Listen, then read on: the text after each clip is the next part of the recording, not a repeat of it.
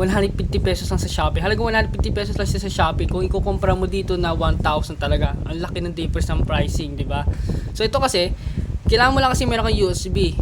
Kahit apat, ayan, apat yan. Kahit dalawa lang USB na kailangan mo kasi i-connect mo na yung keyboard tapos yung mouse to. At depende kung anong bibili mo. Kung ikaw ay Type C ang bili mo adapter. Pero kung ikaw naman Micro B or Type B na ito yung bili mo Type B. So yun naman yun. Pero tayo kasi naka Type C, so Type C ang gagamitin natin. So syempre saksak mo lang dito. Yan. Tapos i-connect mo naman yung keyboard mo. Ito yung keyboard, connect mo lang dito, saksak mo lang dyan. At ito yung mouse, isaksak mo naman dito. Yan. Pagkasaksak, okay na yan. So, ngayon, sa pag-key mapping naman tayo, no? Ito yung app na kailangan mo i-download pre, no? Para sa keyboard and mousing natin, para i-connect siya, para mag-ano. So, ito yung kailangan ng app mo i-download. Ay, no? Ang pangalan ng app is Mantis Mouse Pro Beta. So, ito yung kailangan mo. So, open mo yan pagkatapos mo i-download, diba? So, ito, Enable Wireless. Yan. I-enable natin yan. So, take note, kung buksan mo muna yung little option bago mo magawa ito, buksan mo muna siya. Tapos, punta ka sa baba, hanapin mo yung ito wireless. So, yan. On mo lang yan. Pindutin mo to. Yan. Always allowed in the network. So, all mo yan. Pagtapos, yan. On mo yan. Okay na. So, bakali tayo. Pakipindot. So, ito na. Pag-connect sa key mapping tayo. So, start the pairing. So, yan, no. Ilagay mo na yung code. Yung code lang. Punta dito sa baba. Nawawala. Sumusobra ba ako? Ito. Yan. Pindutin mo yan. Balik ka lang dito sa on. Ito makita mo, pero with the pairing code yan. Per device with the pairing code yan. Yung code nito, ilalagay mo sa taas na yon. So, itong code sa baba, ito 39197, kita ba? Ilalagay mo naman dito sa baba. So, tara. So, 49740. Tapos, sa baba naman, 42257. So, yan. Remove mo lang alin. So, hintay mo lang. Hintayin natin mag-check. Basta mag-check to, okay na, goods na siya. Sana mag-check na siya, no?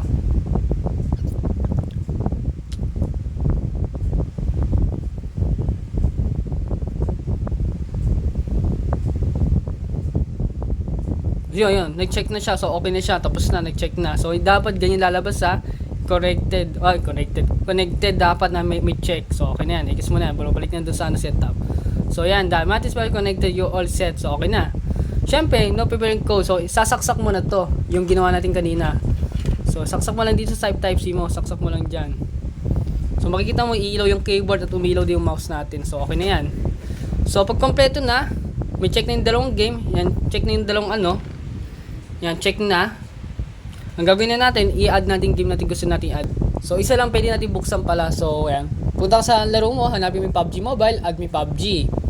Diba? Kasi mas common na ginagamit talaga sa mga FPS shooting games. So, pindutin mo yung PUBG, play for free. So, may ads yan.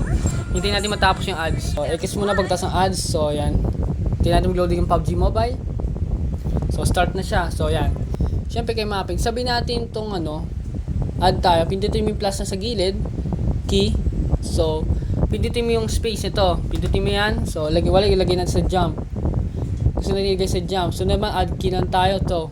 Yung sa mga sa gilid, pindutin mo lang din yan. O, ito. Sabihin natin ilagay sa scope. Yan. Ilagay mo sa scope. Yan. Tapos, add a key alin tayo. Makikita mo naman to sa isa. Ito naman. So, dito sa gilid, sa fire naman siya, fire mode. So, yun lang naman. So, add a key naman tayo.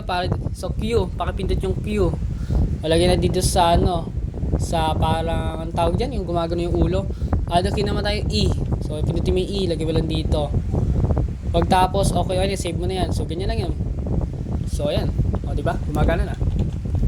O, diba? Sa delay, wala naman siyang delay. So, pakitaan ko ito. Wala naman siyang delay. Ayun, o. Wala naman delay. Okay naman siya. Wala naman siyang delay sa gantong setup. Sa halagang 150, di mo na kailangang bumili ng ganito. No? Basta marunong ka mag-key mapping, marunong ka magsindi ng delete option. Yan, hindi ka gano'ng mahihirapan, napaka-basic lang. Pero kung ikaw baguhan pa lang sa pag-key mapping, yun nga, medyo may stress ka talaga mahihirapan ka lang ng konti. Pero yun nga.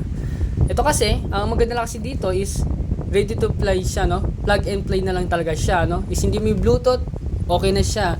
Ready to use na siya, wala ka nang gagawin. Unlike dito sa ginawa natin setup sa halagang 150, pesos. Yan, dadown kay Matis Pro. Tapos i-connect mo na siya at kikimapping mo pa. So, ilang naman yung video nito. So, ayan, oh. CD scope. Ayan, oh. Barrel. Ayan, oh. Diba, gumagana na siya. Parang naka-PC na yan, pre. Parang naka-PC ka na. Oh. Okay, goods. Diba, gumagana na siya.